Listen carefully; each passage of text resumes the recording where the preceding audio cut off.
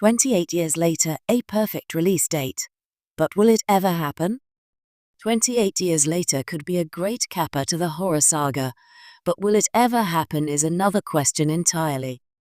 The zombie genre was for all intents and purposes stone cold dead when the 2000s began.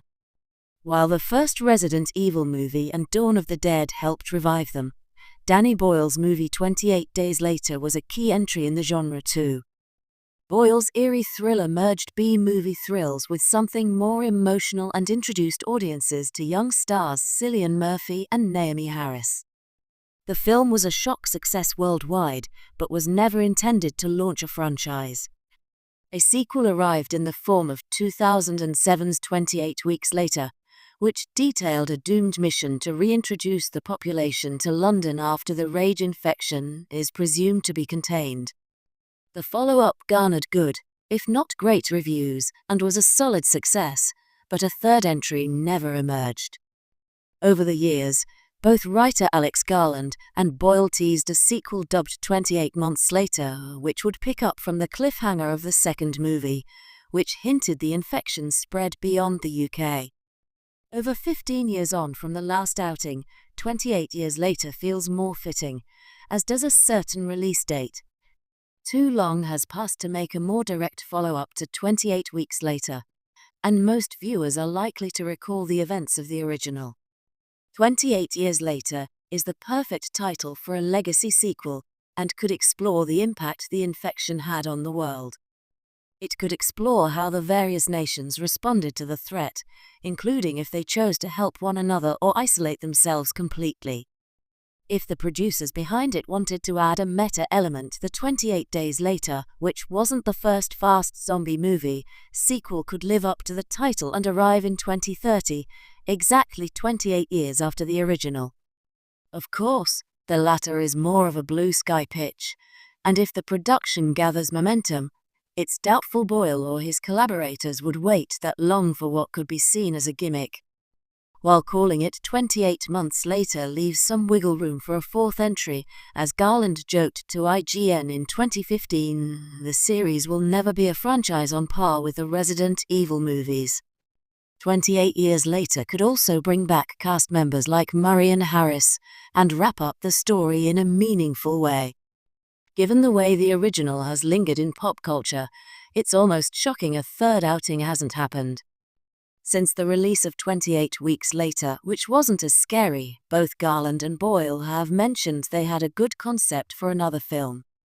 Garland once suggested wearing rights holders were the reason it hadn't happened, but as recently as 2022, Boyle sounded more optimistic to NME. He again affirmed there was a lovely idea for another chapter that was centered around England, and he's tempted to direct it.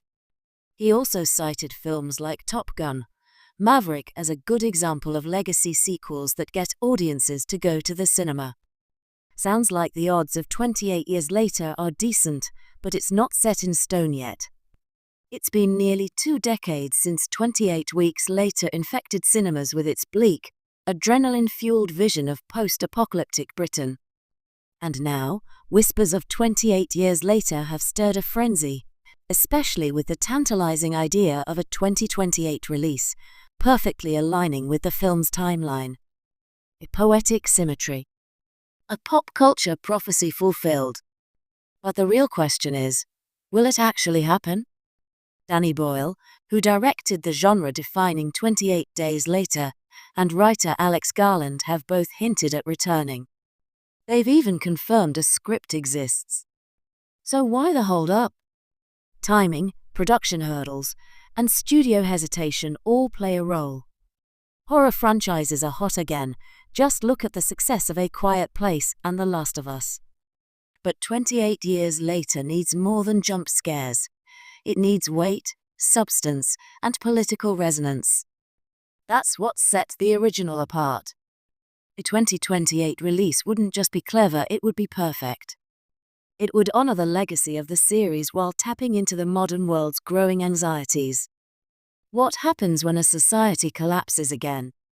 What does rage look like in an even more fractured, digital age? Fans crave closure.